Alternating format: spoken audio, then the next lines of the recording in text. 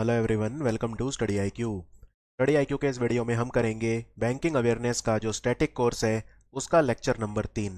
और इसमें हम सरफेजी के बारे में बात करेंगे।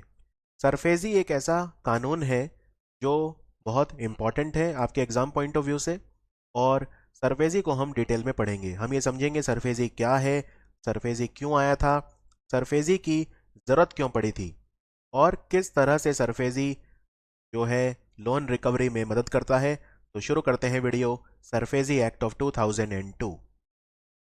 सबसे पहले हम सरफेजी की फुल फॉर्म देखेंगे, क्योंकि फुल फॉर्म में ही सारा रस छुपा होता है कई बार। यहाँ पे देखिए, the securitization and reconstruction of financial assets and enforcement of security interest act 2002, जिसको हम शॉर्ट में सरफेजी बोलते हैं।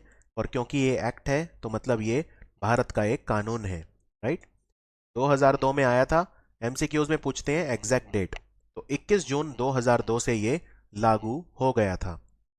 ये पूरे भारत में अप्लाई हो चुका है, राइट। जम्मू कश्मीर में भी जब से आर्टिकल 370, आर्टिकल 370 जब से कश्मीर में हटा है या डाइल्यूट हुआ है, तब से भारत में जो भी कानून हैं वो जम्मू कश्मीर में भी अप्लाई होते हैं। तो सरफेजी भी पूरे इंडिया में एप्लीकेबल है और जम्मू कश्मीर में भी एप्लीकेबल है, ठीक है। तो 21 जून 2002 से ये लागू हो गया था।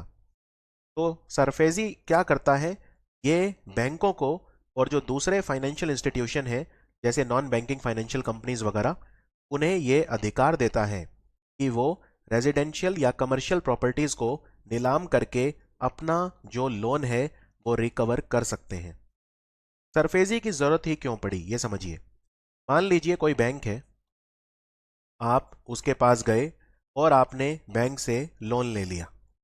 अब आपने लोन बैंक को नहीं चुकाया, ठीक है। तो सरफेजी के पहले बैंक के पास क्या तरीका था आपके खिलाफ कार्रवाई करने का? कुछ भी नहीं। उसको कोर्ट में केस करना पड़ता था, सिविल केस जो बोलते हैं जिसे, या सिविल सूट बोलते हैं, वो करना पड़ता था। और उसमें फिर सालों लग जाते थे, क्योंकि हमारे जो अदालतें हैं उनमें पेंडेंसी बहुत ज़्यादा है, बहुत सारे केसेस हैं, लाखों केसेस हैं। तो उनमें कई बार 5 साल, 10 साल, 15, बल्कि 20-25 साल भी लग जाते थे। इस वजह से हमारे बैंकों को काफ़ी नुकसान हो रहा था, क्योंकि बहुत सारे लोग ऐसे थे जो लोन ले तो लेते थे लेकिन उसे वापस नहीं करते थे, जबकि बैंक के पास वो कोलेट्रल भी रखते थे, यानी कुछ ना कुछ गिरवी रखवाते थे। लेकिन बैंकों के पास उस गिरवी रखवाई हुई प्रॉपर्टी या सिक्योरिटी को किसी भी तरह से लोन रिकवरी इंस्ट्रूमेंट में खुद कुछ करने का तरीका नहीं था। उन्हें उसके लिए अदालत के पास जाना पड़ता था और अदालत के फैसले के बाद ही कुछ हो पाता था, लेकिन उसमें समय लगता था। तो इस प्रॉब्लम को सुलझाने के लिए भारत में कई कमेटियां बनी, जैसे for example Narasimha committee 1, Narasimha committee 2 और अंधिया रुजिना कमेटी। तो इन कमेटीज के नाम आप याद रख सकते हैं कि कौन से कमेटी की सिफारिशों पे या कौन सी कमेटी के कहने पर सरफेजी कानून आया। तो नरसिम्हा कमेटी 1, नरसिम्हा कमेटी 2 और अंधिया रुजिना कमेटी। ये कमेटी हमारे बैंकिंग सिस्टम को एसेस करने के लिए, उसकी समीक्षा के लिए बनाई गई थी भारत सरकार के द्वारा।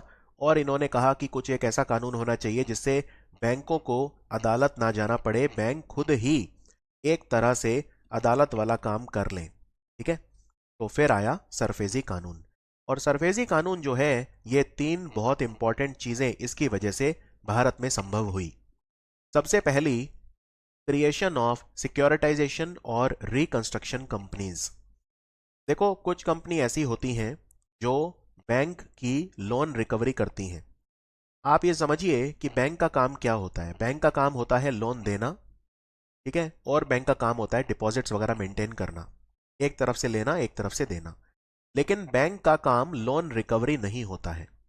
एक जो बैंक होता है उसको 1000 तरह के काम होते हैं, लेकिन बैंक लोन रिकवरी में स्पेशलाइज नहीं होता है। ये बैंक का काम नहीं होता है कि लोगों के पीछे भागो अगर वो लोन ना दे, तो ये बैंक का काम नहीं होता। तो कुछ कंपनी होती हैं जिन्हें हम बोलते हैं एसेट रिकंस्ट्रक्शन कंपनीज, एआरसी। ये बैंक के पास जाती हैं और उनसे जो उधार है वो खरीद लेती हैं। स्ट्रेस्ड एसेट्स या नॉन परफॉर्मिंग एसेट को खरीद लेती हैं। इसका क्या मतलब है? मान लो आप किसी बैंक के पास जाते हो और आपने 5 करोड़ रुपए का कर्जा बैंक से लिया। लेकिन अब आपने वो नहीं चुकाया 90 दिन तक, ना तो आपने कर्जा चुकाया मूलधन प्रिंसिपल अमाउंट, ना ही कोई ब्याज दिया 90 दिन तक, तो वो बन गया नॉन परफॉर्मिंग एसेट। कोई भी ऐसा पैसा जो 90 दिन तक बैंक को ना चुकाया जाए, या तो मूलधन 5 करोड़, या बैंक मान लो उस पर 10% ब्याज लेता है, तो आपने ना तो ब्याज चुकाया ना मूलधन चुकाया, प्रिंसिपल चुकाया, तो वो नॉन परफॉर्मिंग एसेट बन गया। 5 करोड़ रुपए अब बैंक को ये डूबते हुए दिख रहे हैं, और बैंक को लग गया कि वो आपसे ये रिकवर नहीं कर पाएगा, तो एसेट रिकंस्ट्रक्शन कंपनी को बैंक हायर कर लेता है, या एसेट रिकंस्ट्रक्शन कंपनी खुद ही बैंक के पास आके बोल देती है, एक काम करो, मैं 4 करोड़ रुपए में आपका ये उधार खरीद लेती हूँ। तो बैंक कहेगा ठीक है, 4 करोड़ तो मुझे मिल रहे हैं, राइट। तो बैंक को ये 4 करोड़ दे देगी, और फिर रिकवरी की कोशिश करेगी इसी व्यक्ति से। और मान लो इसने रिकवर किया 4.5 करोड़, तो फिर 50 लाख का प्रॉफिट एसेट रिकंस्ट्रक्शन कंपनी ने कमा लिया। तो भारत में सिक्योरिटाइजेशन या जो रिकंस्ट्रक्शन कंपनी है, ये बनती हैं सरफेजी एक्ट के वजह से। ठीक है, तो सरफेजी कानून या तो बैंक लगाता है लोन रिकवरी के लिए, वरना एसेट रिकंस्ट्रक्शन कंपनी बैंक के बिहाफ पे लगा सकती है। और भारत में अभी तक जितनी भी एसेट रिकंस्ट्रक्शन कंपनी हैं, वो सारी प्राइवेट हैं, गवर्नमेंट ऑथोराइज्ड हैं, लेकिन प्राइवेट हैं। लेकिन पहली बार भारत में एक सरकारी एसेट रिकंस्ट्रक्शन कंपनी अभी अभी खुली है, asset reconstruction company of India limited. तो एसेट रिकंस्ट्रक्शन कंपनी जो सिक्योरिटाइज करती हैं या जो लोन रिस्ट्रक्चरिंग वगैरह करती हैं, तो उनका काम होता है लोन रिकवरी, और वो बैंकों के मुकाबले काफ़ी ज़्यादा एक्सपर्ट होती हैं लोन को रिकवर करने में। दूसरा जो बहुत बड़ी चीज़ सरफेजी के आने से हुई, वो है एनफोर्समेंट ऑफ सिक्योरिटी इंटरेस्ट। ये बहुत इंपॉर्टेंट पॉइंट है। एनफोर्समेंट ऑफ सिक्योरिटी इंटरेस्ट का मतलब होता है, जब आप लोन लेते हो और बदले में कुछ गिरवी रखवाते हो, यानी कोलेट्रल देते हो बैंक में, तो अगर आप बैंक का लोन वापस नहीं करते, तो बैंक आपके लोन को ऑक्शन कर सकता है, यानी जो आपने सिक्योरिटी रखवाई है, ठीक है, उसकी नीलामी करके अपना कर्जा वसूल कर सकता है। इसको बोलते हैं enforcement of security interest. Enforcement of security interest का मतलब यह है कि जो भी चीज़ आप बैंक में रखवाते हो, जब आप लोन लेते हो, अगर आप लोन नहीं दोगे, तो उसके एवज में, उसके बदले जो बैंक है वो आपकी गिरवी रखवाई हुई चीज़ को बेच के अपना पैसा वसूल कर सकता है। इसको बोलते हैं एनफोर्समेंट ऑफ सिक्योरिटी इंटरेस्ट। और तीसरी चीज सरफेजी के आने से जो हुआ, वो एक सेंट्रल रजिस्ट्री बनी। सेंट्रल रजिस्ट्री क्या होती है? हम इसे सरसई पोर्टल बोलते हैं, और सरसई की फुल फॉर्म है central registry of securitization asset reconstruction and security interest. ये एक ऑनलाइन सिक्योरिटी डेटाबेस है पूरा, जिसमें अगर कोई व्यक्ति है जिसने कोई प्रॉपर्टी बैंक के पास रखवाई है और उस पर लोन लिया है, तो उसकी सारी जानकारी आ जाएगी। मान लीजिए कोई व्यक्ति है और इसके व्यक्ति के पास एक घर है, उसने उस घर को बैंक में गिरवी रखवा के लोन ले रखा है, ठीक है, घर को उसने मॉर्टगेज कर दिया है बैंक में और बदले में लोन ले लिया है। अब वो किसी दूसरे बैंक के पास जाता है और इसी घर को दोबारा से गिरवी रखवा के लोन लेने की कोशिश करता है, और इस तरह के फ्रॉड बहुत ज़्यादा देखे जाते थे बैंकिंग सिस्टम में, जहाँ पे एक व्यक्ति एक ही प्रॉपर्टी पर अलग अलग बैंक में जाके उसको गिरवी रखवा के मल्टीपल लोन ले लेता था। अब ये सब संभव नहीं है, क्योंकि सेंट्रल रजिस्ट्री बनती है जिसे हम सरसई पोर्टल बोलते हैं, CERSAI। सरसई पोर्टल पर जो भी व्यक्ति लोन लेता है, उसका सारा रिकॉर्ड मेंटेन किया जाता है। उसने बदले में क्या कोलेटरल रखवाया, क्या मॉर्टगेज किया या प्लेज किया या हाइपोथिकेट किया, वो सारी चीज़ें जो हैं वो वहाँ पे उसका रिकॉर्ड होता है। तो एक व्यक्ति किसी भी तरह से इस तरह का फ्रॉड अब नहीं कर सकता। समझ में आया? तो ये भी जो सेंट्रल रजिस्ट्री बनी या सरसई पोर्टल बना, ये भी सरफेजी के कानून के आने के बाद ही बना। तो ये बहुत बड़े फायदे थे सरफेजी के। सबसे बड़ा फायदा जो सरफेजी का था, वो ये था कि सरफेजी के आने से जो क्रेडिटर है, क्रेडिटर मतलब होता है जो उधार देता है, आप इसे बैंक भी बोल सकते हो। तो बैंक होता है जो क्रेडिट देता है, यानी क्रेडिटर। तो क्रेडिटर जो है वो सिक्योरिटी इंटरेस्ट को एनफोर्स कर सकता है, यानी कि वो अपना लोन रिकवर कर सकता है आपके कोलेटरल को बेचकर, बिना कोर्ट की परमिशन के, यानी कोर्ट की उसमें दखल अंदाजी नहीं चाहिए, इंटरवेंशन नहीं चाहिए। यानी कि वो एक बैंक को कुछ हद तक जुडिशियल पावर देता है। और यही सबसे बड़ी ब्यूटी है सरफेजी की, कि बैंक खुद ही लोन रिकवर कर सकता है, उसको अदालत के दरवाजे खटखटाने की या किसी भी तरह का सिविल केस या सिविल सूट फाइल करने की जरूरत नहीं है। ठीक है, अब जब बैंक सरफेजी लगाता है, तो बैंक की तरफ से कोई ऑफिसर अपॉइंट किया जाता है जो सरफेजी लगाएगा, और ये officer minimum scale for officer होना चाहिए, मिनिमम स्केल फॉर, और उसकी रैंक एक चीफ मैनेजर से कम नहीं होनी चाहिए। ये जो ऑफिसर होता है इसे बैंक का जो भी बोर्ड होता है वो अपॉइंट करता है, यानी बैंक के जो आला अधिकारी होते हैं, आला अफसर होते हैं, जैसे मैनेजिंग डायरेक्टर, सीईओ, डायरेक्टर वगैरह, तो जो भी बैंक के बोर्ड पे हैं वो अपॉइंट करते हैं इस ऑफिसर को, जो किसी कंपनी के खिलाफ सरफेजी लगाता है। और ये ऑफिसर कम से कम स्केल 4 या चीफ मैनेजर के पद या उसकी रैंक का होना चाहिए। समझ में आया? सरफेजी लगाने के लिए।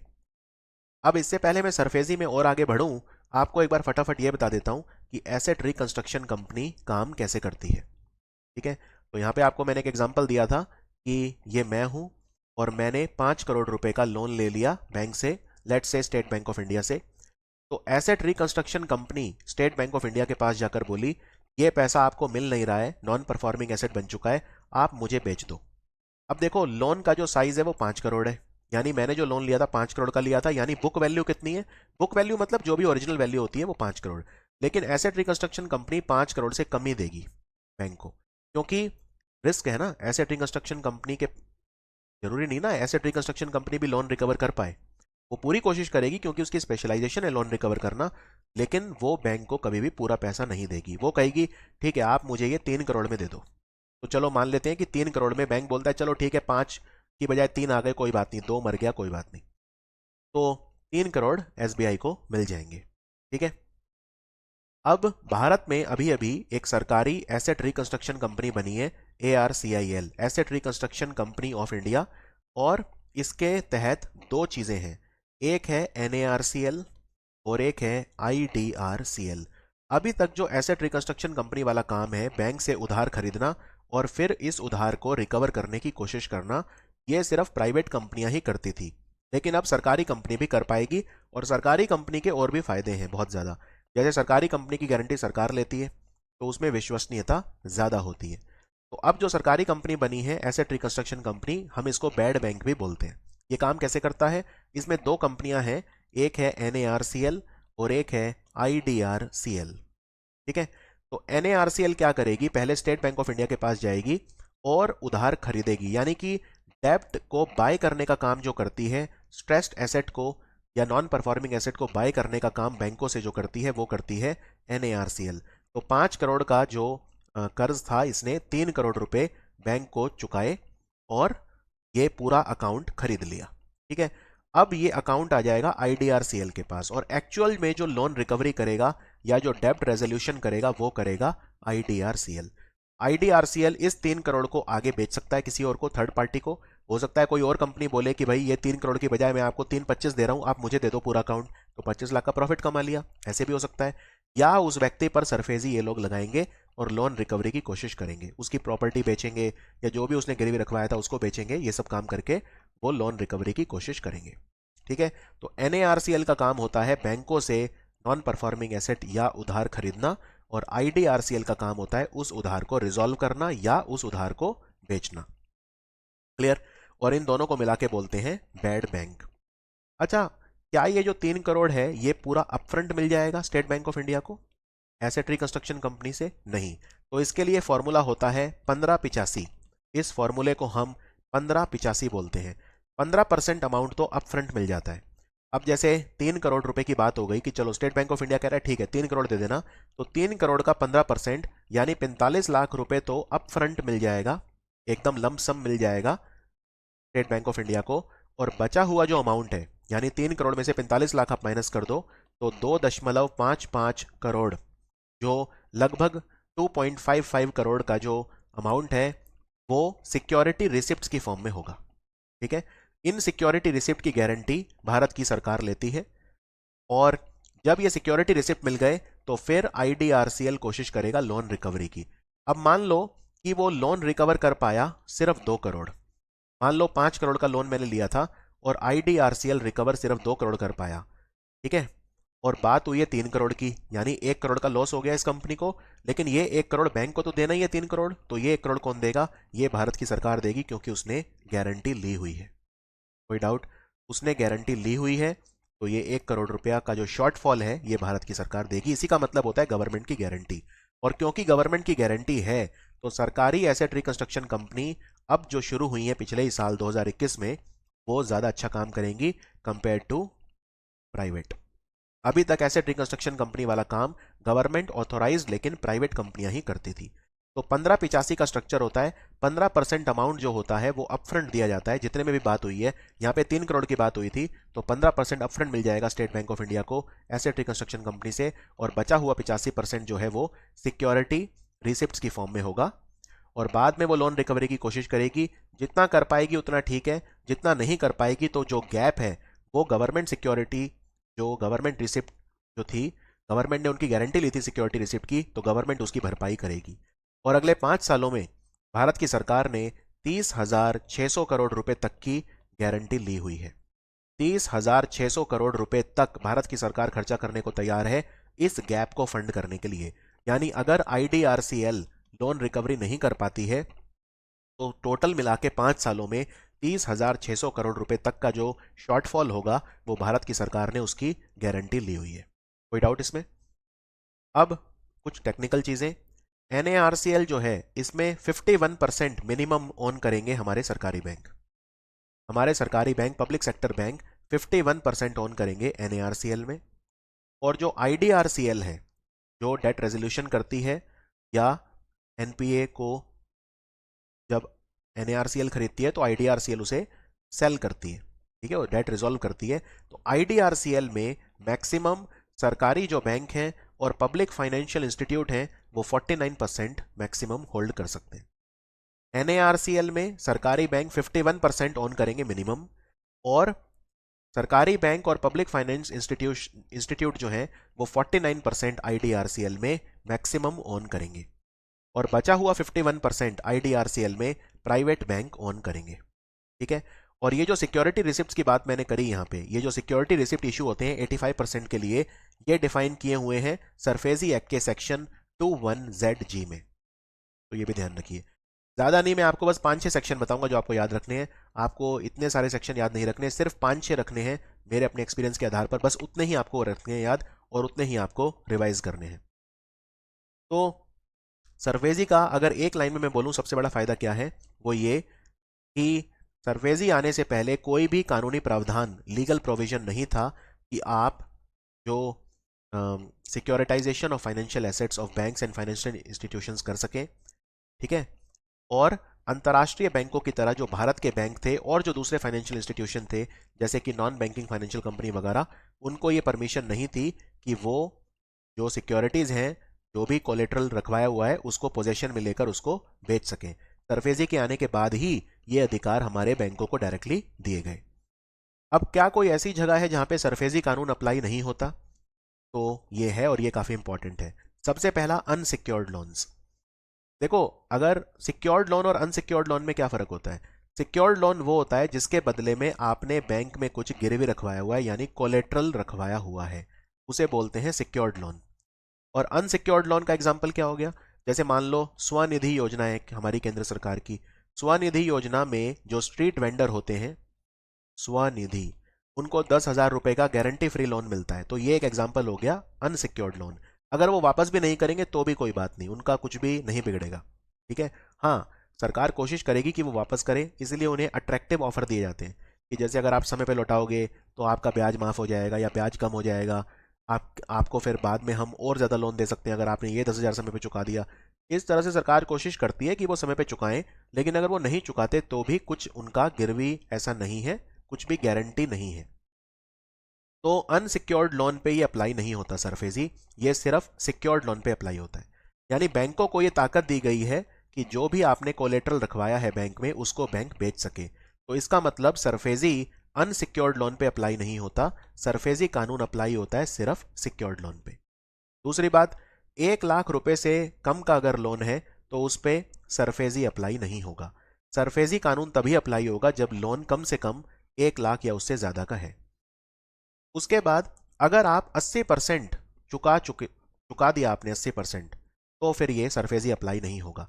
मान लो आपने 5 लाख रुपए का लोन लिया बैंक से और आपने 4.5 लाख चुका दिए, अब आपका सिर्फ 50,000 रुपये बकाया है, यानी कि आपने 90% जो लोन है वो चुका दिया है, तो फिर सरफेसी अप्लाई नहीं होगा।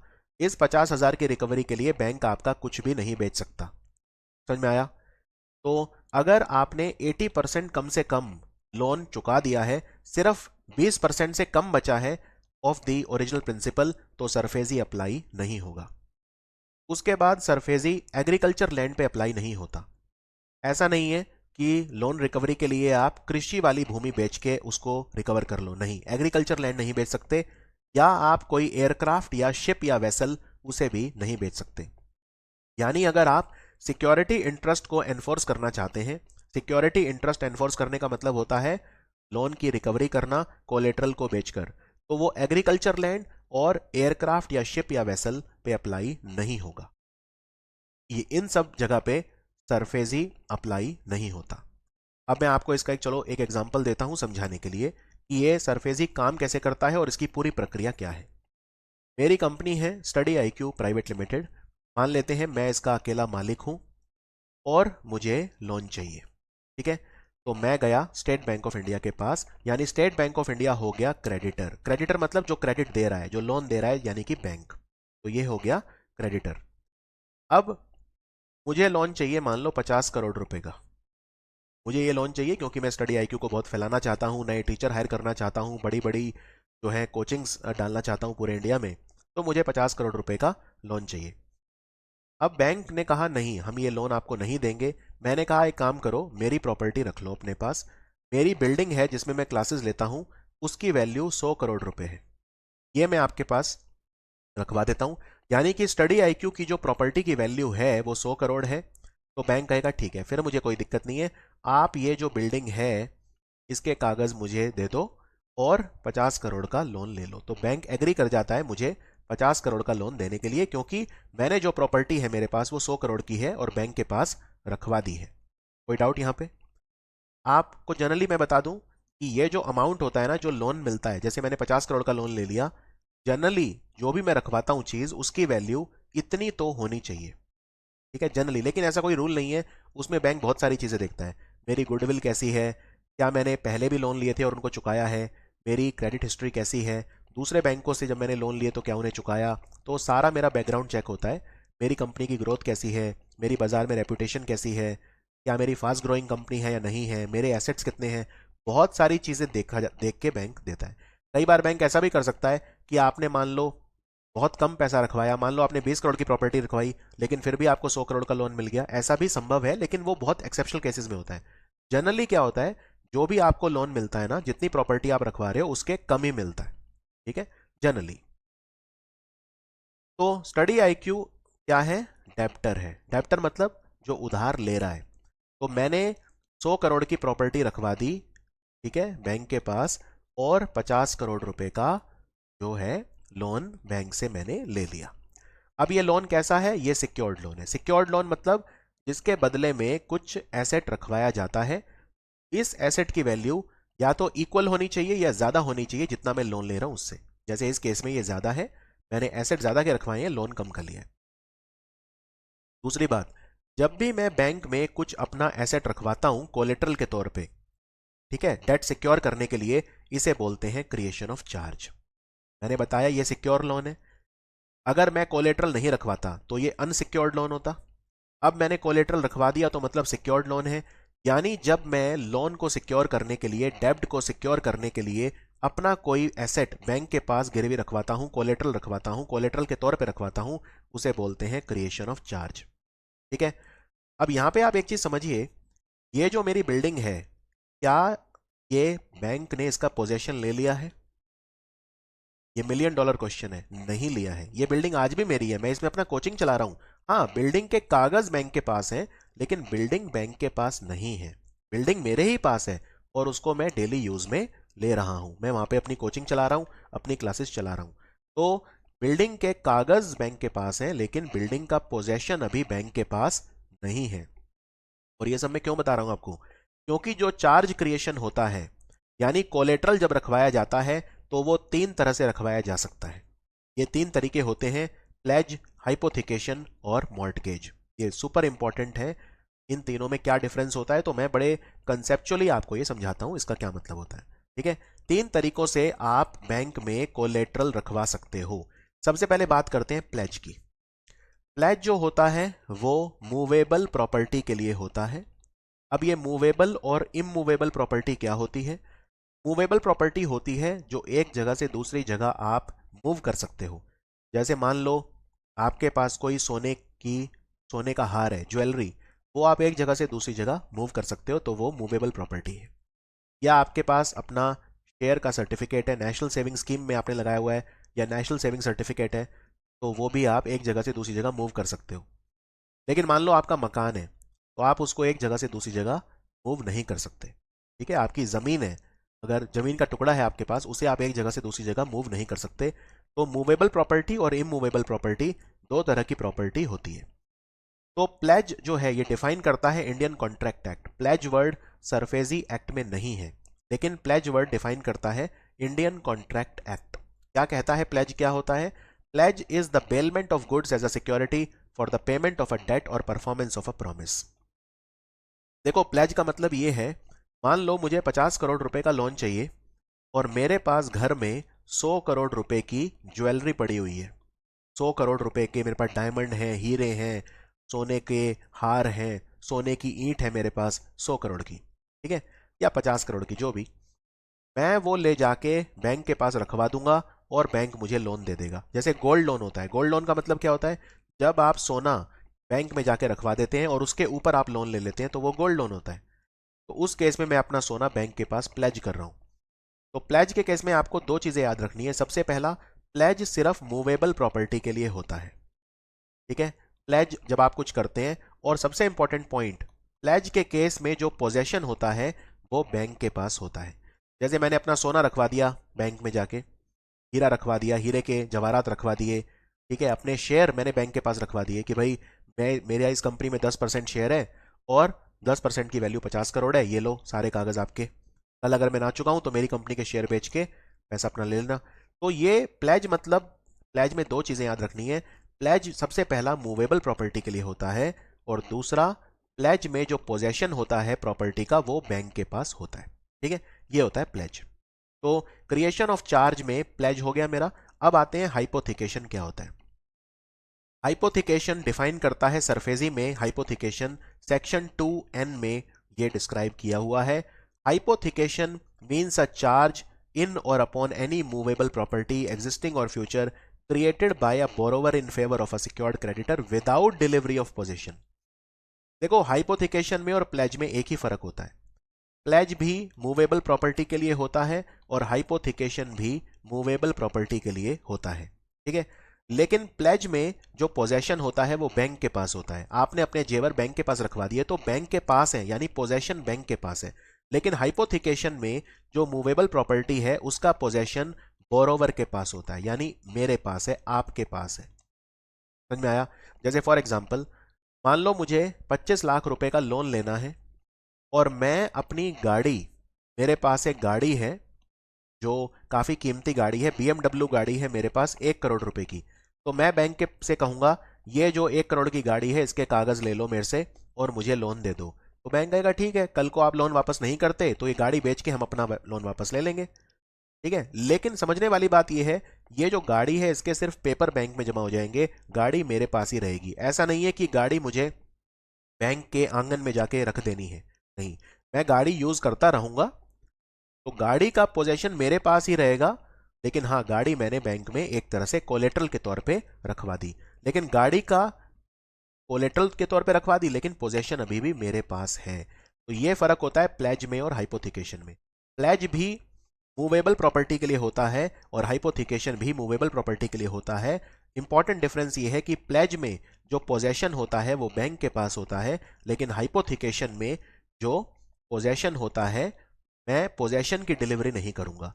पोजेशन मेरे पास ही रहेगा प्रॉपर्टी का। जो भी मैं कोलेट्रल रखवा रहा हूं उसका पोजेशन मेरे पास ही रहेगा। जैसे फॉर एग्जांपल व्हीकल वाला एग्जांपल मैंने दिया। अब आते हैं मॉर्टगेज पर। मॉर्टगेज क्या होता है? मॉर्टगेज को डिफाइन करता है section 58 of the transfer of property act 1882। Mortgage का मतलब है the transfer of an interest in specific immovable property for the purpose of securing payment of money advance by way of loan. तो mortgage होता है immovable property के लिए। जैसे अब मैंने अपनी स्टडी आईक्यू की जो बिल्डिंग है वो बैंक के पास उसके कागज रखवाए थे, तो वो इमूवेबल प्रॉपर्टी है। तो इमूवेबल प्रॉपर्टी जब मैंने कोलेटरल के तौर पे रखवाई तो वो मॉर्टगेज है। एक और इंपॉर्टेंट बात, मॉर्टगेज जो होता है उसमें जो पोजेशन होता है वो किसके पास होता है? वो मेरे ही पास होगा। तो हाइपोथिकेशन और मॉर्टगेज में ये सिमिलैरिटी है, दोनों में पोजेशन बोरोवर के पास होता है। वो गाड़ी का पोजेशन भी मेरे पास था और मेरी बिल्डिंग का पोजेशन भी मेरे पास है, मैं उसमें स्टडी आईक्यू अभी भी चला रहा हूं। हाँ, कागज उसके बैंक के पास है लेकिन बिल्डिंग का पोजेशन मेरे पास है। तो हाइपोथिकेशन में और मॉर्टगेज में डिफरेंस क्या है? हाइपोथिकेशन मूवेबल प्रॉपर्टी के लिए होता है और मॉर्टगेज इमूवेबल प्रॉपर्टी के लिए होता है। लेकिन दोनों में सिमिलैरिटी क्या है? सिमिलैरिटी ये है कि दोनों केस में पोजेशन बैंक के पास नहीं बल्कि बोरोवर के पास होता है। तो मैंने यहाँ पे एक टेबल बना दी है, इसमें आपको बड़ी आसानी से आप कंपेयर कर पाएंगे। तो सबसे पहले प्लेज, फिर हाइपोथिकेशन और फिर मॉर्टगेज। तो किस तरह की सिक्योरिटी आप रखवाते हैं कोलेटरल में? प्लेज में मूवेबल होती है जैसे गोल्ड, ज्वेलरी, स्टॉक्स या नेशनल सेविंग सर्टिफिकेट वगैरह, और हाइपोथिकेशन में भी मूवेबल होती है जैसे मैंने आपको व्हीकल का एग्जांपल दिया था। ठीक है। मॉर्टगेज में इमूवेबल होती है। इमूवेबल मतलब क्या है? इमूवेबल का मतलब सिर्फ ये नहीं है कि आपका कोई घर है, बिल्डिंग है या जमीन का टुकड़ा है, बल्कि मान लो आपने कोई फैक्ट्री डाली, उस फैक्ट्री में कोई मशीन है, तो मशीन भी इमूवेबल प्रॉपर्टी में आएगा। ठीक है ना। कोई भी ऐसी चीज जो परमानेंटली फिक्स्ड है जमीन के या अटैच्ड है लैंड के, जिसको हटाना आसान नहीं है, वो इमूवेबल प्रॉपर्टी में आता है। जैसे मशीन वगैरह हो गई या आपकी जमीन हो गई, जमीन का टुकड़ा। तो इस केस में सिक्योरिटी मूवेबल, इसमें भी मूवेबल और इसमें इमूवेबल। ये पहला डिफरेंस है। दूसरा, पोजेशन किसके पास होता है? प्लेज के केस में पोजेशन बैंक के पास होता है। ठीक है। लेकिन हाइपोथिकेशन और मॉर्टगेज में जो पोजेशन होता है वो व्यक्ति के पास ही रहता है, यानी बोरोवर के पास होता है। सिर्फ कागज जमा हो जाते हैं लेकिन पोजेशन बोरोवर के पास ही होता है। फिर एक्शन। अब प्लेज में तो बैंक के पास ही रखा है, लेंडर के पास यानी बैंक के पास ही रखा है, तो बैंक उसे आसानी से बेच के अपना लोन का अमाउंट रिकवर कर सकता है। लेकिन क्योंकि हाइपोथिकेशन और मॉर्टगेज में पोजेशन बैंक के पास नहीं है, तो बैंक पहले नोटिस भेजेगा कि मैं अपने पोजेशन में ले रहा हूं और फिर उसको बेच के अपना लोन अमाउंट रिकवर करेगा। यानी जो पहला स्टेप है वो ये है कि बैंक दोनों केस में, चाहे हाइपोथिकेशन हो चाहे मॉर्टगेज हो, उसमें प्रॉपर्टी का जो फिजिकल पोजेशन है वो लेगा, क्योंकि इन के दोनों केसेस में पोजेशन बैंक के पास नहीं है, तो वो पोजेशन लेगा और फिर उसे बेचेगा। अब समझ में आ गया difference crystal clear? Pledge, hypothecation और मॉर्टगेज में क्या फर्क है? चलिए, अब यहां तक कहानी क्या थी? यहां तक कहानी ये थी कि स्टडी आईक्यू प्राइवेट लिमिटेड जो है वो मॉर्टगेजर है। अच्छा, ये कुछ वर्ड्स होते हैं, पहले आपको ये बता दूं। जैसे फॉर एग्जांपल, अब अगर मैं कोई चीज प्लेज कर रहा हूं तो मैं हूं प्लेजर। ठीक है। और बैंक है प्लेजी। अगर मैं कुछ चीज हाइपोथिकेट कर रहा हूं तो मैं हूं हाइपोथिकेटर और बैंक है हाइपोथिकेटी। अगर मैं मॉर्टगेज कर रहा हूं तो मैं हूं मॉर्टगेजर और बैंक है मॉर्टगेजी। तो ये कुछ बस टेक्निकल एमसीक्यूज के लिए कई बार आ जाता है मॉर्टगेजी। ठीक है, मॉर्टगेजी बैंक है। तो स्टेट बैंक ऑफ इंडिया मॉर्टगेजी है और मैंने अपनी बिल्डिंग बैंक के पास रखवा दी है, तो मैं मॉर्टगेजर हूं। ठीक है। और मॉर्टगेजर क्यों हूं? क्योंकि मेरी बिल्डिंग इमूवेबल प्रॉपर्टी है और उसका पोजेशन मेरे पास है, यानी मैंने उसे मॉर्टगेज किया है। अब मैंने बैंक से 50 करोड़ का लोन लिया, 100 करोड़ की प्रॉपर्टी रखवा दी बैंक के पास, 50 करोड़ का लोन लिया, 5 साल में चुकाना है, मुझे 10% ब्याज भी देना है। ठीक है। लेकिन लेकिन डॉक्टर गौरव गर्ग यानी मैंने पैसे रिटर्न नहीं किए। I did not return the money. यानी कि 90 दिन बीत गए और बैंक को ना तो 50 करोड़ में कोई कुछ मिला, ना तो प्रिंसिपल मिला वापस कुछ भी, ना कोई भी ब्याज मिला। ठीक है। तो ये क्या बन गया? 90 दिन तक अगर आप ना प्रिंसिपल चुकाते ना इंटरेस्ट चुकाते तो ये बन गया गैर निष्पादित संपत्ति, यानी नॉन परफॉर्मिंग एसेट। कोई डाउट यहां तक? ये बन गया नॉन परफॉर्मिंग एसेट। ठीक है। अब स्टेट बैंक ऑफ इंडिया के पास क्या ऑप्शन है? देखो, स्टेट बैंक ऑफ इंडिया ये भी सोच सकता है कि चलो यार थोड़ा टाइम और दे दो, क्या पता कुछ आ जाए। लेकिन अब उसका अधिकार बनता है कि वो सरफेजी लगा दे। सरफेजी लगा सकता है। अब क्योंकि मैंने लोन एक ही बैंक से लिया है तो सिर्फ स्टेट बैंक ऑफ इंडिया का अधिकार बनता है। वो चाहे तो मुझे और समय दे सकता है कि चलो कोई नहीं, आ जाएंगे, थोड़ा वेट और कर लो, थोड़ा वेट और कर लो। ठीक है, वो बैंक की मैनेजमेंट पे डिपेंड करता है। लेकिन अब वो चाहे तो सरफेसी लगा सकता है क्योंकि ये सिक्योर्ड लोन था। राइट, बदले में कोलेटरल रखवाया है मैंने और पैसा भी नहीं दिया, नॉन परफॉर्मिंग एसेट भी बन गया, यानी अब मैं सरफेसी का कैंडिडेट बन जाता हूं। ठीक है, चलो ये मान लो मैंने जो 50 करोड़ का लोन लिया वो एक नहीं बल्कि 5 बैंकों से लिया। 10 करोड़ लिया मैंने 5 बैंकों से। तो ये कैसे डिसाइड होगा कि भाई सरफेसी लगेगा कि नहीं? मान लो ये लोन है एसबीआई से 10 करोड़, ये है एचडीएफसी से, ये है आईसीआईसीआई से, ये है एक्सिस बैंक से, और ये है रत्नाकर बैंक लिमिटेड से। ठीक है, 5 बैंकों से मैंने 10-10 करोड़ का लिया और बिल्डिंग उसी हिसाब से कोलेटरल रखवा दी। किसी में मैंने फर्स्ट फ्लोर रखवा दिया बिल्डिंग का, किसी में सेकंड फ्लोर रखवा दिया, या किसी भी तरह से जैसे मैंने ले लिया, समझाने के लिए बता रहा हूँ। ठीक है, अब स्टेट बैंक ऑफ इंडिया कहता है नहीं यार मत लगाओ सरफेसी बेचारे के ऊपर। ठीक है, मत लगाओ, बेकार में हमें इसकी बिल्डिंग बिकवानी पड़ेगी, हमें मत लगाओ। ठीक है, बंदा ठीक है आ जाएगा। तो स्टेट बैंक ऑफ इंडिया कहता है सरफेसी मत लगाओ। एचडीएफसी कहता है नहीं लगाओ इसके ऊपर। ठीक है, आईसीआईसीआई कहता है लगाओ, एक्सिस बैंक भी कहता है लगाओ, और रत्नाकर बैंक कहता है नहीं मत लगाओ। तो क्या मुझ पे सरफेसी लगेगा या नहीं लगेगा? कुछ बैंक कह रहे हैं भाई लगा दो, कुछ कह रहे हैं नहीं लगाओ। तो रूल ये है कि 60% वैल्यू वाले बैंकों ने अगर कह दिया जो वही होगा। 60% वैल्यू। अब मैंने 50 करोड़ का लोन लिया तो 60% वैल्यू कितनी हो गई? 30 करोड़। यानी 30 करोड़ मतलब 3 बैंक। तो अगर 5 में से 3 बैंकों ने बोल दिया कि भाई देखो लगा दो, तो लग जाएगा, मेरे ऊपर सरफेसी लगना स्टार्ट हो जाएगा। कोई डाउट? अब इसमें फॉर एग्जांपल आप उसी हिसाब से कैलकुलेट कर सकते हो।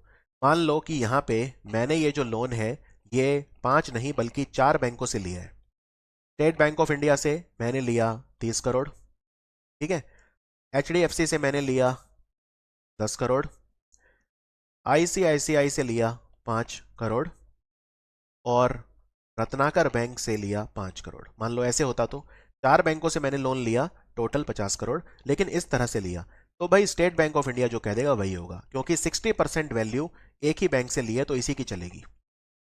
ठीक है, ये तीनों बैंक मिलके भी बोले कि नहीं लगाना और स्टेट बैंक ऑफ इंडिया अकेला बोले लगाना है, तो ऐसा नहीं है कि 1:3 होगा, नहीं। वैल्यू कौन दे रहा है? 60% शेयर की मुझे जो लोन वैल्यू है उसका 60% के इक्विवेलेंट अगर बैंक ने बोल दिया तो वही होगा। समझ में आया? ये तब की बात है जब मैंने एक बैंक से ज्यादा से लिया है, लेकिन यहां पे तो मैंने एक ही बैंक से लिया है तो स्ट्रेट फॉरवर्ड है। एसबीआई की मर्जी है सरफेसी लगाए या सरफेसी ना लगाए, वो चाहे तो मुझे ऑल टाइम दे सकता है। तो मान लेते हैं कि वो सरफेसी लगाने के लिए एग्री कर जाता है, उसका मैनेजमेंट कहता है कि नहीं यार ये बंदा खराब है, लगाओ सरफेसी। तो सबसे पहला स्टेप क्या है? सबसे पहला स्टेप है सेक्शन 13(2) के तहत स्टेट बैंक ऑफ इंडिया मुझे नोटिस भेजेगा, इसको बोलते हैं डिमांड नोटिस। ठीक है, डिमांड नोटिस। उसमें स्टेट बैंक ऑफ इंडिया क्या लिखेगा? स्टेट बैंक ऑफ इंडिया ये कहेगा मुझसे कि भाई देखो 60 दिन का टाइम दे रहा हूं, 60 दिन के अंदर अंदर पैसा चुका दो। अगर नहीं चुकाया तो क्या करूंगा मैं? तो मैं आपकी जो बिल्डिंग है ना, जो मेरे पास रखी है, उसको अपने पोजेशन में ले लूंगा। मैंने आपको बताया था हाइपोथिकेशन और मॉर्टगेज में पहले बैंक को पोजेशन में लेना पड़ता है, क्योंकि पोजेशन में नहीं होता। तो बैंक क्या कहेगा? ये ताकत देता है सेक्शन 13(2), ये सेक्शन काफी आता है एग्जाम में।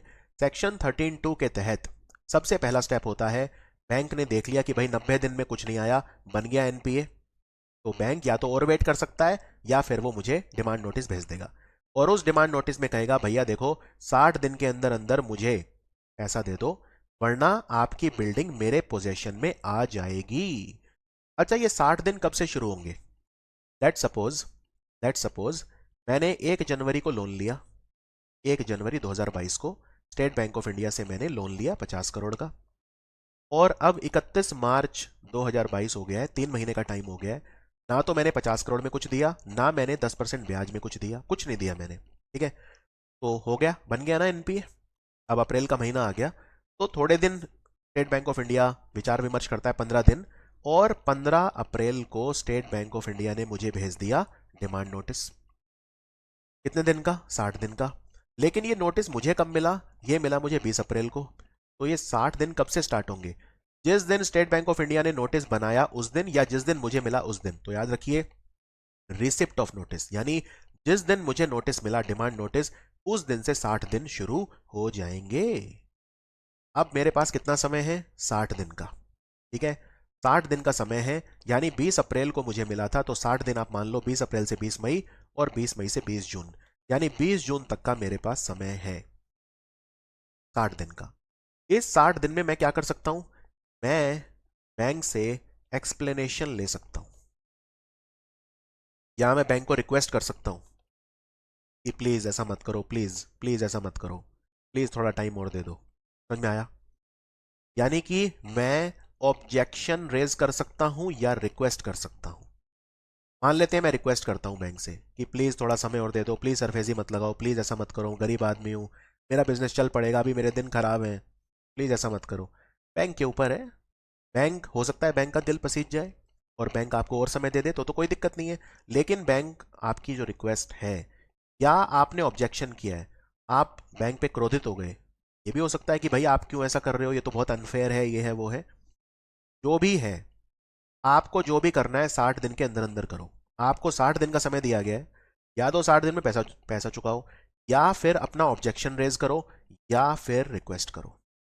तो मान लेते हैं कि आपने 10 दिन के बाद 20 अप्रैल को आपको नोटिस मिला, ठीक है, डिमांड नोटिस मिला, और 10 दिन के बाद यानी कि 30 अप्रैल को आपने बैंक को ईमेल करा या कोरियर करा, जो भी आपने ऑब्जेक्शन रेज करा, ठीक है, बैंक को कहा एक्सप्लेन करो, तो बैंक को 15 दिन के अंदर अंदर आपको एक्सप्लेनेशन देनी पड़ेगी कि वो ऐसा क्यों कर रहा है, क्यों सरफेसी लगा रहा है।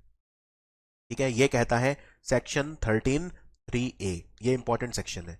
सेक्शन 13(3)(a) सरफेसी का बोलता है, जब बोरोवर ने ऑब्जेक्शन रेज किया कि भाई आपने मुझे पोजेशन के लिए जो नोटिस भेजा है, डिमांड नोटिस भेजा है, मैं ऑब्जेक्ट करता हूं, तो बैंक को 15 दिन के अंदर अंदर उसको जस्टिफाई करना पड़ेगा, उसका रिप्लाई करना पड़ेगा। पहले ये 7 दिन का टाइम मिलता था बैंक को, लेकिन अब ये बढ़ा के 15 दिन कर दिया गया है। समय समय पे सरफेसी में बदलाव होते रहते हैं, अमेंडमेंट्स होते रहते हैं। अब ये 15 दिन का टाइम है, ठीक है, और 60 दिन के अंदर आप जब चाहो ऑब्जेक्शन रेज कर सकते हो, ठीक है, या आप जो है बैंक से रिक्वेस्ट कर सकते हो। लेकिन क्या इसका मतलब ये है कि मान लो मैं अगर 60वें दिन करता हूं ये, ठीक है, 60वें दिन 20 अप्रैल को मुझे नोटिस मिला, तो 20 जून के दिन मैं ये करता हूं जानबूझ के, क्योंकि मुझे पता है 20 जून को करा मैंने, 60वें दिन करा, तो बैंक का 15 दिन और लेगा, तो क्या इसका मतलब ये है कि मैं डिले कर दूंगा, अब 75 दिन हो जाएगा, क्योंकि बैंक का 15 दिन के अंदर मुझे रिप्लाई करेगा? नहीं। तो आपका भला इसी में है कि आप 45वें दिन तो भेज ही दो, अगर आपको ऑब्जेक्शन रेज करना है या बैंक को रिक्वेस्ट करनी है, क्योंकि बैंक 15 दिन भी लेगा तो 60वें दिन तक वो पूरा हो जाएगा। क्योंकि एक बार 60 दिन हो गए तो बैंक बिल्कुल भी बाध्य नहीं है कि वो डिले करे, वो 60वें दिन ही आगे फर्दर एक्शन लेना शुरू कर सकता है। ऐसा नहीं है कि आप जानबूझ के वेट करोगे, चलिए यार 60 दिन होने देते हैं, 60वें दिन में अपना ऑब्जेक्शन भेजूंगा तो बैंक फिर 15 दिन का टाइम और लेगा, मैं और डिले करता हूं। नहीं, कोई डिलेइंग टेक्टिक काम नहीं करती है। कोई डाउट इसके अंदर? यहां तक क्लियर है सारी कहानी अभी तक जो भी हुआ? तो बैंक आपको सबसे पहला स्टेप ये है, सरफेसी के तहत बैंक आपको डिमांड नोटिस भेजेगा कि 60 दिन के अंदर पैसा चुका दो, वरना मैं आपकी बिल्डिंग को अपने पोजेशन में ले लूंगा। और आप क्या कर सकते हो? आपके हाथ में कुछ नहीं है, आप सिर्फ बैंक से या तो रिक्वेस्ट करोगे या ऑब्जेक्शन रेज करोगे, जिसका जवाब बैंक आपको 15 दिन के अंदर दे देगा। अच्छा, अब बैंक ने आपको 15 दिन के अंदर जो है वो रिप्लाई कर दिया, ठीक है, बैंक ने बता दिया, अपने वैलिड रीजन दे दिए आपको, तो फिर बोरोवर के पास फिर क्या ऑप्शन है? फिर कोई ऑप्शन नहीं है, चुपचाप बैठो, अब जो करेगा बैंक ही करेगा। हाँ, बैंक अगर आपको रिप्लाई नहीं देता 15 दिन के अंदर, तो फिर आप डेब्ट रिकवरी ट्राइब्यूनल में जा सकते थे, लेकिन अभी नहीं। अभी तो बैंक ने आपको दे दिया रिप्लाई, और बैंक जनरली रिप्लाई दे ही देता है, ठीक है, ऐसा होता कम ही है कि बैंक रिप्लाई ना करे। हाँ, बोरोवर रिप्लाई ना करे या कुछ वो करे, वो एक अलग बात होती है, लेकिन बैंक प्रोफेशनल एंटिटी होता है और बैंक को तो लोन रिकवर करना है अपना। अगर बैंक को रिप्लाई नहीं करना होता तो वो आपको नोटिस ही क्यों भेजता? तो बैंक ने आपको नोटिस भेजा, 60 दिन के अंदर पैसा चुका दो, और आपने ऑब्जेक्शन रेज किया, ठीक है, ऑब्जेक्शन रेज आपको 60 दिन के अंदर अंदर ही करना है, बैंक ने आपको 15 दिन के अंदर रिप्लाई कर दिया, बैंक ने अपने वैलिड रीजन बता दिए, अब आपके पास कोई ऑप्शन नहीं है। अब जैसे ही 60 दिन खत्म हुए, अब मान लेते हैं 60 दिन खत्म हो गए, यानी कि 20 जून आ चुका है, तो अब बैंक एक्शन लेगा, और वो एक्शन लेगा सेक्शन 13(4) के तहत। 13(2) के तहत आपको डिमांड नोटिस भेजा, और जो एक्शन लेगा वो 13(4) के तहत भेजेगा। और ये एक्शन क्या है? बैंक आपकी जो बिल्डिंग है, जो आपने कोलेटरल रखवाई थी, उसको अपने पोजेशन में ले लेगा। तो बैंक क्या क्या एक्शन ले सकता है?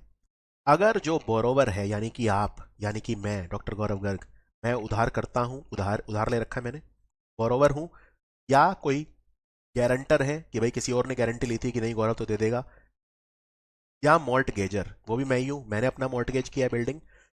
अगर मैं फेल कर जाता हूं, 60 दिन में कोई पेमेंट बैंक को नहीं दे पाता, और बैंक ने मुझे रिप्लाई भी कर दिया था, बैंक मेरी रिक्वेस्ट को भी नहीं मानता, और 60 दिन का पीरियड खत्म हो जाता है, तो बैंक क्या करेगा? बैंक मेरी जो एसेट हैं, सिक्योर्ड एसेट, जो उनके मैंने बैंक के पास रखवाए थे, बैंक उनका पोजेशन ले लेगा। ठीक है, बैंक पोजेशन ले लेगा, या बैंक मेरे बिजनेस को पूरा ओवरटेक कर लेगा, मेरी जो मैनेजमेंट है स्टडी आईक्यू की, उसको टेक ओवर कर लेगा, अपनी खुद की मैनेजमेंट भेज देगा, और वो बिजनेस चलाएंगे। या फिर बैंक किसी पर्सन को अपॉइंट कर देगा कि आप इस बिजनेस को चलाओ। ठीक है, तो इनमें से कोई भी एक्शन बैंक ले सकता है। देखो, एक बात याद रखो, जो भी मैंने कोलेटरल रखवाया, ये जरूरी नहीं है कि बैंक उसे बेचेगा ही बेचेगा, वो केस बाय केस बेसिस पे डिपेंड करता है। मान लो मेरे अच्छा खासा कोचिंग चल रहा है, तो बैंक कहेगा यार एक काम करो, इस बिजनेस को बेच के क्या फायदा है, ये तो वैसे ही अच्छा प्रॉफिट दे रहा है, तो हम ही चला लेते हैं इसे, तो मेरा कोचिंग बैंक चला लेगा, ये भी पॉसिबल है। या मेरी जो बिल्डिंग है, बैंक उसको किराए पे दे देगा, उससे पैसा वसूल कर लेगा। बैंक कहेगा चल यार बिल्डिंग, ये एरिया ऐसा है, यहाँ पे प्रॉपर्टी के रेट अच्छे हैं, तो यहाँ पे प्रॉपर्टी के रेट बढ़ रहे हैं, तो इसको अभी नहीं बेचते, बाद में बेचेंगे, अभी किराए पे चलने दो, किराए पे चढ़ा देगा। बैंक के हाथ में है, बैंक उसका क्या करता है, बैंक उसको लीज पे दे, असाइन कर दे किसी को, या सेल कर दे, या मेरे बिजनेस को बैंक लीज पे दे दे, किसी और को असाइन कर दे, सेल कर दे, या किसी मैनेजर को अपॉइंट कर दे जो मेरा बिजनेस चला रहा है, सब बैंक के हाथ में है। एक बार मैं डिफॉल्टर बन गया, तो फिर बैंक ही करेगा जो करेगा, मेरे हाथ में कुछ नहीं है, अभी तक कुछ नहीं है। ठीक है, अब बैंक ने क्या किया, चलो मान लेते हैं बैंक ने पोजेशन में ले ली बिल्डिंग। क्या ये पोजेशन में लेना इतना सिंपल होता है? तो ये मैं आपको बता देता हूँ, इतना सिंपल नहीं होता, और ये बिल्कुल प्रैक्टिकल एग्जांपल बताता हूँ, क्योंकि मेरे बहुत सारे स्टूडेंट हैं जो सरफेजी में काम कर रहे हैं, वो कहते हैं ऐसा नहीं होता। मान लो कोई जमीन का टुकड़ा है, वो मैंने रखवा दिया था गिरवी, उसको तो जाके बैंक सीधा पोजेशन में ले लेगा, लेकिन अब मेरी बिल्डिंग है, उसको क्या मैं खुद ही खाली कर दूंगा, आओ बैंक आके ले लो? नहीं, ऐसा नहीं होता, इतने शरीफ नहीं होते लोग। तो बैंक क्या करता है, वो डिस्ट्रिक्ट मजिस्ट्रेट की मदद लेता है। ठीक है ना, डिस्ट्रिक्ट मजिस्ट्रेट या जुडिशियल मजिस्ट्रेट की मदद लेता है, उनको वो नोटिस भेजता है। ठीक है, और डिस्ट्रिक्ट मजिस्ट्रेट फिर पुलिस वुलिस भेजता है साथ में खाली करवाने के लिए। और ये जो डिस्ट्रिक्ट मजिस्ट्रेट को एक्शन लेना होता है, ये 1 महीने का टाइम मिलता है वैसे, और जरूरत पड़ने पे 1 महीना और, लेकिन 2 महीने के अंदर अंदर ये हो जाना चाहिए। तो डिस्ट्रिक्ट मजिस्ट्रेट जो एक्शन लेता है, वो 2 महीने के अंदर अंदर हो जाना चाहिए। ठीक है, जनरली तो ऐसा होता है। और वरना अगर किताबी बात करें तो ठीक है, बैंक ने पोजेशन ले लिया, चलो ले लिया तो अब ले लिया। अब एक बात बताओ, अब मेरी बिल्डिंग का पोजेशन बैंक के पास, पोजेशन लेने के बाद बैंक क्या करेगा? सबसे पहले वो अखबार में निकलवाएगा इस चीज को कि मैंने पोजेशन ले लिया है। जिस दिन पोजेशन लिया, जैसे मान लो 20 जून तक 60 दिन एक्सपायर हो गए, फिर लेट सपोज कि चलो 1 जुलाई को बैंक ने पोजेशन ले लिया। ठीक है, 20 जून के बाद कभी भी बैंक पोजेशन ले सकता है अंडर सेक्शन 13(4). मान लेते हैं कि उसने 1 जुलाई को ले लिया, तो 1 जुलाई को जैसे ही पोजेशन लिया, 7 दिन के अंदर अंदर उसे न्यूज़पेपर में ये डलवाना पड़ेगा कि उसने पोजेशन ले लिया। और ये न्यूज़पेपर जो होना चाहिए, 2 न्यूज़पेपर में होना चाहिए, एक तो इंग्लिश और एक वहां पे जो भी भाषा चलती है वो। मान लो दिल्ली, अब दिल्ली में है क्योंकि मेरा, ठीक है, पूरा सेटअप दिल्ली में है, तो दिल्ली के अखबार में, दिल्ली में इंग्लिश और वर्नैकुलर में वहां पे हिंदी चलती है, इंग्लिश और हिंदी बाइलिंगुअल 2 अखबार में 7 दिन के अंदर अंदर उसे बैंक को छपवाना पड़ेगा। समझ में आया कि पोजेशन ले लिया? ठीक है, अब बैंक ने जब पोजेशन ले लिया, अब मेरे पास क्या कोई ऑप्शन है? हाँ, अब ऑप्शन है, वो ये है कि 45 दिन के अंदर अंदर मैं डेब्ट रिकवरी ट्राइब्यूनल में जा सकता हूं। 45 दिन from the date of taking possession. तो 1 जुलाई को बैंक ने मेरा जो बिल्डिंग है अपने पोजेशन में ले लिया, ठीक है। तो अब मैं इसके खिलाफ अगले 45 दिन यानी कि मैं 15 अगस्त तक 45 दिन के अंदर डेब्ट रिकवरी ट्राइब्यूनल में जा सकता हूं और अपील कर सकता हूं कि देखो ये गलत हो रहा है, मेरी बिल्डिंग बैंक ने अपने पोजीशन में ले ली, प्लीज रहम करो। जज जो है मैं उनको अपना केस प्रेजेंट करूंगा, मैं कोशिश करूंगा कि जज मुझे रिलीफ दे दे। अगर जज को मैं कन्विंस कर पाता हूं। अच्छा, डेट रिकवरी ट्राइब्यूनल क्या होता है? देखो, ट्राइब्यूनल मतलब होता है कोर्ट। एक विशेष पर्पज के लिए अगर कोई कोर्ट बनाया जाता है तो उसे ट्राइब्यूनल बोलते हैं। ये ट्राइब्यूनल यानी कोर्ट क्यों बनाया गया है? डेट रिकवरी के लिए, लोन रिकवरी के लिए बनाया गया है, ठीक है। तो डेट रिकवरी ट्राइब्यूनल एक कोर्ट होता है, मैं उसमें जज के आगे गुहार लगाऊंगा, लेकिन मुझे ये काम 45 दिन के अंदर अंदर करना है। जिस दिन मेरी बिल्डिंग का पोजेशन ले लिया उसके 45 दिन के अंदर अंदर। अब अगर मैंने जज को कन्विंस कर लिया तो जज से मैं स्टे ले आऊंगा, यानी कि मुझे और टाइम मिल गया, यानी बैंक को मेरी बिल्डिंग का पोजेशन छोड़ना पड़ेगा और मैं कोशिश करूंगा फिर टाइम बाय करने की और मैं लोन चुकाने की कोशिश करूंगा। मान लो जज कहता है नहीं भाई, आपके केस में उतना दम नहीं है, बैंक ने जो किया सही किया, ठीक है। तो मेरे पास क्या ऑप्शन है? तो मैं डेट रिकवरी ट्राइब्यूनल के डिसीजन के खिलाफ डेट रिकवरी एपेलेट ट्राइब्यूनल में जा सकता हूं, DRAT में 30 दिन के अंदर अंदर। कोई डाउट इसमें?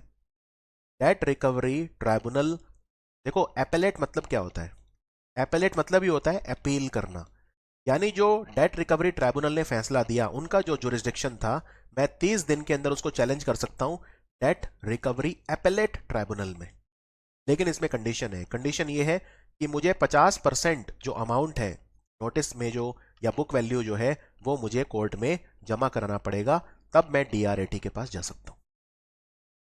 यानी कि मैं DRT के पास गया, 45 दिन के अंदर अंदर मुझे काम करना है, DRT के पास जाना है। DRT ने कहा नहीं भाई, हमारी तरफ से तो कोई रिलीफ नहीं है आपको। फिर मैंने ये डिसीजन चैलेंज किया DRAT में, तो एपेलेट ट्राइब्यूनल, लेकिन कंडीशन ये है 50% पैसा मुझे जमा कराना होगा। 50% का मतलब क्या है? मैंने 50 करोड़ का लोन लिया था, तो 25 करोड़ रुपए मुझे अप फ्रंट जमा कराने पड़ेंगे DRAT में, तब वो मेरी अपील सुनेंगे। अगर मैंने डिपॉजिट नहीं कराया अमाउंट तो मेरी अपील नहीं सुनी जाएगी, appeal will not be heard till the amount is deposited, क्योंकि वरना मैं यूं ही अदालत का टाइम वेस्ट कर रहा हूं। तो 25 करोड़ जमा कराओ पहले, फिर आओ हमारे पास, ये कहता है DRAT।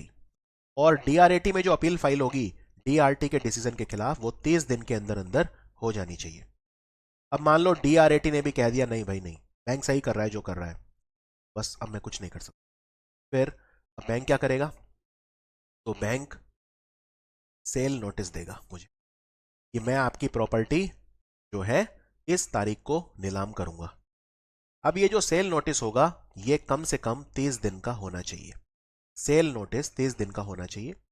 उसके बाद वो प्रॉपर्टी जो है बैंक उसका एक रिजर्व प्राइस रखेगा कि भाई कितने में बेचने की कोशिश करूंगा। अब मान लो मैं कहता हूं कि यार वो प्रॉपर्टी 100 करोड़ की है, ऐसे बात नहीं बनती, बैंक मेरे से नहीं पूछेगा, बैंक का अपना एक टीम होती है जो उस प्रॉपर्टी का रेट डिसाइड करेगी। देखो इसमें जनरली जो होता है मैं बता देता हूं आपको, बैंक थोड़ा सस्ते में बेचता है, क्योंकि बैंक को कोई प्रॉफिट नहीं कमाना, बैंक को तो बस अपना लोन रिकवर करना है। अब मान लो 100 करोड़ की प्रॉपर्टी है, अगर 50 करोड़ में भी बिक गई तो भी बैंक का वो तो कवर हो गया, हाँ नुकसान मेरा होगा। तो यही सब चीजें मैं जज के आगे बोलूंगा कि सर देखो मेरी तो प्रॉपर्टी बिक जाएगी, ये वो प्रॉपर्टी के दाम बढ़ जाएंगे तब चुका दूंगा। मैं सारी कोशिश करूंगा जज को कन्विंस करने की। जज अगर कन्विंस नहीं होगा तो बैंक मेरी प्रॉपर्टी बेच देगा। तो बैंक ने तो अगर 50 की बेच दी तो भी बैंक को तो लोन मिल गया। इसीलिए सरफेजी में जो नीलामी होती है ना, जब उनमें आपको रिलेटिवली सस्ती प्रॉपर्टी मिल जाती है, बाजार से 20-25% सस्ती मिल जाती है, तो काफी लोग उसमें ऑक्शन में पार्टिसिपेट करते हैं, ठीक है। लेकिन बेचने से पहले 30 दिन पहले मुझे कम से कम बताना पड़ेगा बैंक को, यानी सेल नोटिस देना पड़ेगा 30 दिन का कि 30 दिन के बाद मैं ये आपकी प्रॉपर्टी बेच दूंगा, और बैंक फिर उसे बेच देगा और पैसा ले लेगा। अब मान लो बैंक ने 75 करोड़ की बेची, ठीक है, तो 50 करोड़ बैंक अपने पास रख लेगा जो आपको देने थे, और 25 आपको दे देगा। जो भी लोन अमाउंट से ज्यादा पैसा होता है वो बोरोवर को चुका दिया जाता है। और ये बेचने के कई तरीके होते हैं, लेकिन आजकल मैं बता रहा हूं प्रैक्टिकली क्या होता है, ऑनलाइन होती है ऑक्शन ज्यादातर, ठीक है, ऑनलाइन होती है। दूसरी बात ये जो सेल का नोटिस है ना, ये भी न्यूज़पेपर में डलवाना पड़ेगा बैंक को, दो न्यूज़पेपर में, एक इंग्लिश में और एक वर्नैकुलर जो उस जगह पे जिसकी सर्कुलेशन अच्छी है, ठीक है। और फिर फाइनली वो दिन आएगा, ऑक्शन हो जाएगा। और ऑक्शन जब होता है तो कैसे होता है? चलो मान लेते हैं 80 करोड़ का घर बिका, तो जिस भी व्यक्ति ने खरीदा है 25% पैसा उसे तुरंत देना पड़ेगा और बाकी 75% उसको 15 दिन के अंदर देना पड़ेगा। ठीक है, अगर बैंक चाहे तो ये 15 दिन का पीरियड मैक्सिमम 90 दिन तक बढ़ा सकता है, उससे ज्यादा नहीं। जनरली ये 15 दिन का ही होता है, लेकिन बैंक चाहे तो केस बाय केस बेसिस पर उसे 3 महीने तक एक्सटेंड कर सकता है। 25% तुरंत देना पड़ता है और 75% 15 दिन के अंदर या बैंक के डिस्क्रिप्शन मैक्सिमम 90 डेज तक देना पड़ता है। कोई डाउट इसमें? तो एक बार फटाफट सरफेजी को समअप कर लेते हैं अभी तक जो भी चीज हुई है। क्या हुआ भाई? स्टेट बैंक ऑफ इंडिया से मैंने लोन लिया 50 करोड़ का, मैंने चुकाया नहीं, बन गया non performing asset, NP account हो गया। अब सबसे पहला step state bank of India ने क्या किया, 90 दिन देखा भाई नॉन परफॉर्मिंग एसेट बन गया, अब तो पानी सर के ऊपर हो गया और सरफेजी लगाते हैं। तो सबसे पहले मुझे सेक्शन 13(2) के तहत मुझे डिमांड नोटिस जाएगा, अंडर सेक्शन 13(2) ऑफ सरफेजी 60 दिन के अंदर पैसा चुका दो। ठीक है, अब जब ये मुझे नोटिस मिला मैं घबरा गया, या तो मैं ऑब्जेक्शन रेज करूंगा या मैं रिक्वेस्ट करूंगा, प्लीड करूंगा बैंक से, नहीं ऐसा मत करो। बैंक ने मेरे ऑब्जेक्शन का या रिक्वेस्ट का जवाब मुझे 15 दिन के अंदर देना है, 15 दिन के अंदर अंदर बैंक बाध्य होगा। ठीक है, तो 15 दिन के अंदर बैंक जवाब दे देगा और एक बार जवाब मिल गया तो फिर मैं कुछ और नहीं कर सकता। ऐसा नहीं है कि मैं दोबारा फिर बैंक को ईमेल करूंगा, नहीं मैं आपके जवाब से खुश नहीं हूं ना, कुछ नहीं। बैंक ने अपने वैलिड रीजन दे दिए, खत्म। उसके बाद बैंक क्या करेगा, पोजेशन ले लेगा, 60 दिन वेट करेगा। 60 दिन तक अगर मैंने नहीं चुकाया पैसा तो बैंक मेरी प्रॉपर्टी जो है उसको अपने पोजेशन में ले लेगा। जब पोजेशन में लेगा तो 7 दिन के अंदर अंदर बैंक को अखबार में बाइलिंगुअल छपवाना पड़ेगा कि भाई देखो पोजेशन में ले लिया। ठीक है, उसके बाद जब बैंक ने पोजेशन में ले लिया तब मेरे पास एक ऑप्शन ये है कि मैं डेट रिकवरी ट्राइब्यूनल में जाऊं। 45 दिन के अंदर अंदर मुझे अपील डालनी है डीआरटी में। ठीक है, डीआरटी ने अगर मुझे रिलीफ दे दिया तो ठीक है, नहीं दिया तो फिर मुझे 30 दिन के अंदर अंदर डेट रिकवरी एपेलेट ट्राइब्यूनल में अपील करनी है। 30 दिन के अंदर अंदर डीआरटी के फैसले के आने के 30 दिन के अंदर अंदर और 50% पैसा जमा करवाना है। अगर डीआरटी ने भी मुझे रिलीफ नहीं दिया तो बैंक मेरी प्रॉपर्टी बेच देगा, 30 दिन का नोटिस देगा और ये नोटिस जो है बाइलिंगुअल और इंग्लिश में अखबार में छपवाएगा और 30 दिन के बाद प्रॉपर्टी सेल करके मुझे सेल सर्टिफिकेट दे देगा और बैंक अपना पैसा वसूल कर लेगा। समझ में आया सरफेजी?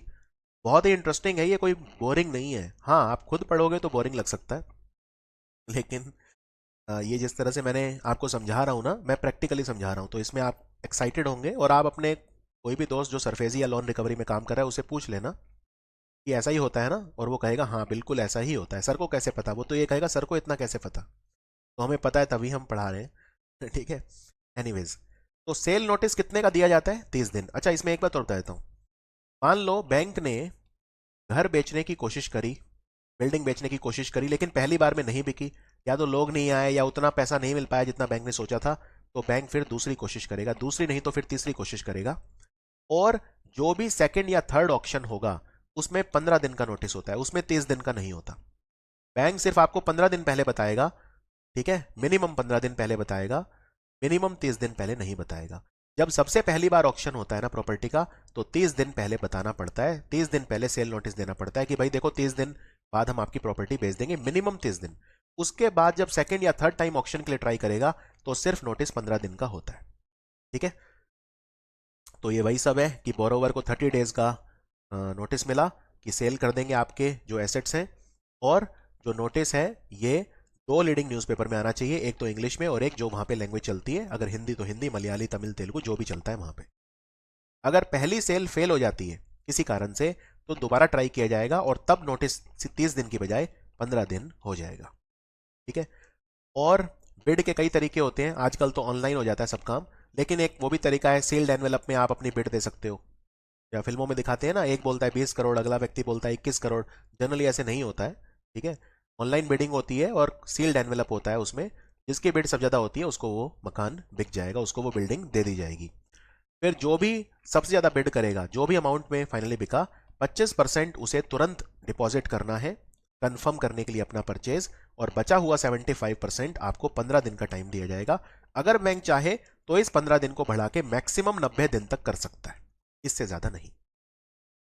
ठीक है, तो ये हो गया हमारा सरफेजी। अब एक बार सरफेसी में जो इंपॉर्टेंट सेक्शंस हैं उनको रिवाइज कर लेते हैं। देखो, जब बैंक 60 दिन का नोटिस देता है, डिमांड नोटिस, पोजेशन लेने के लिए, कि 60 दिन का टाइम दे रहे हैं वरना पोजेशन में ले लेंगे, तो ये है सेक्शन 13(2) ऑफ सरफेसी। फिर जब पोजेशन में लेने के लिए आप चीफ मेट्रोपॉलिटन मजिस्ट्रेट या डिस्ट्रिक्ट मजिस्ट्रेट से हेल्प मांगते हो, तो सेक्शन 14 है वो। ठीक है, ये काम 2 महीने के अंदर हो जाना चाहिए, यानी 2 महीने का टाइम मिलता है चीफ मेट्रोपॉलिटन मजिस्ट्रेट या डिस्ट्रिक्ट मजिस्ट्रेट को। वैसे तो 1 महीने का मिलता है, वो 1 महीना और एक्सटेंड हो सकता है, लेकिन 2 महीने से ज्यादा किसी भी सूरत में नहीं होना चाहिए। आप डीआरटी में जब फाइल करते हो, डीआरटी में जब आप पोजेशन ले लिया, उसके खिलाफ जब आप डीआरटी में जाते हो 45 दिन के अंदर, वो है सेक्शन 17। जब डीआरटी के निर्णय में आप अपील फाइल करते हो डीआर80 में 50% जमा करा के, ठीक है, तो वो है सेक्शन 18। इंपॉर्टेंट टाइम पीरियड देखते हैं अब। जब डिमांड नोटिस जाता है तो 60 दिन का टाइम मिलता है आपको पैसा चुकाने के लिए, वरना बैंक पोजेशन में ले लेगा। जब आप ऑब्जेक्शन रेज करते हो या रिक्वेस्ट करते हो, तो बैंक को रिप्लाई देना होता है 15 दिन के अंदर अंदर आपको। जब आप डीआरटी में, जो आपको टाइम मिलेगा ना, बोरोवर को डीआरटी जाने का टाइम मिलेगा पोजेशन के खिलाफ, तो 45 दिन के अंदर अंदर डीआरटी में जाना है। डीआरटी के डिसीजन के खिलाफ अगर डीआर80 में अपील करनी है एपेलेट ट्राइब्यूनल में, डेट रिकवरी एपेलेट ट्राइब्यूनल, तो वो 30 दिन के अंदर अंदर करनी है। डीआरटी के डिसीजन आने के बाद 30 दिन के अंदर अंदर डीआर80 में अपील फाइल करनी है। जो पहला ऑक्शन होगा यानी नोटिस बिफोर सेल, वो 30 दिन का होगा। ठीक है, और आपको 25% पेमेंट तो वहीं देनी है, बाकी 75 आपको 15 दिन के अंदर देनी है। तो ये कुछ इंपॉर्टेंट टाइम पीरियड है सरफेजी में। और सरफेजी में कुछ लेटेस्ट चेंजेस भी आए हैं, जैसे फॉर एग्जांपल सरफेजी का जो कानून है वो कोऑपरेटिव बैंक पे भी अप्लाई होगा। ये सुप्रीम कोर्ट का निर्णय था 2020 में, यानी कि कोऑपरेटिव बैंक भी वसूली कर सकते हैं सरफेजी के तहत। क्या सरफेजी का कानून नॉन बैंकिंग फाइनेंशियल कंपनीज पे अप्लाई होता है? हाँ, उस नॉन बैंकिंग फाइनेंशियल कंपनी पे जिसकी मिनिमम वैल्यू 100 करोड़ रुपए है और लोन कम से कम 20 लाख रुपए का होना चाहिए, तभी नॉन बैंकिंग फाइनेंशियल कंपनी भी सरफेजी कानून के तहत वसूली कर सकती है। ठीक है, कंडीशन क्या है? नॉन बैंकिंग फाइनेंशियल कंपनी कम से कम 100 करोड़ के एसेट वाली होनी चाहिए, बड़ी नॉन बैंकिंग फाइनेंशियल कंपनी होनी चाहिए मतलब, और 20 लाख रुपए का लोन मिनिमम होना चाहिए, तब वो सरफेजी के तहत वसूली कर सकती है। तो ये था हमारा बैंकिंग अवेयरनेस स्टैटिक का लेक्चर नंबर 3। एंजॉय करिए, बैंकिंग अवेयरनेस को भी एंजॉय करिए। मैं जानता हूं कि बैंकिंग अवेयरनेस से बहुत डर लगता है लोगों को, लेकिन अभी तक 3 लेक्चर आए हैं और तीनों ही लेक्चर मैंने ऐसे पकड़े हैं जानबूझ के, जो सबसे ज्यादा डरावने, चाहे वो बेजल नॉर्म्स हो, चाहे वो नेगोशिएबल इंस्ट्रूमेंट्स हो, जो डरावने हैं, भयावह हैं, जिनसे डर लगता है, जो बोरिंग है, जानबूझ के। ये मेरा स्टाइल है। मैं चाहता तो कोई इजी चैप्टर भी पढ़ा सकता था, नॉन परफॉर्मिंग एसेट पढ़ा सकता था मैं आपको, या मैं आपको हिस्ट्री ऑफ बैंकिंग से शुरू कर सकता था। नहीं, मैं पहले टफ चैप्टर पढ़ा रहा हूँ जानबूझ के, क्योंकि मुझे पता है एक बार आपका अगर इंटरेस्ट आ गया तो आप हर रोज मुझसे वीडियो मंगा करोगे कि सर अगला टॉपिक कब आएगा, इंतजार नहीं हो रहा, और वो भावना आप लोगों के अंदर में लाना चाहता हूँ। ठीक है, तो लेक्चर नंबर 4 का वेट करिए। बहुत ही ब्यूटीफुल कोर्स है ये बैंकिंग अवेयरनेस स्टैटिक। मिलते हैं और क्वेश्चंस की प्रैक्टिस भी हम जरूर करेंगे। Thank you for watching study IQ।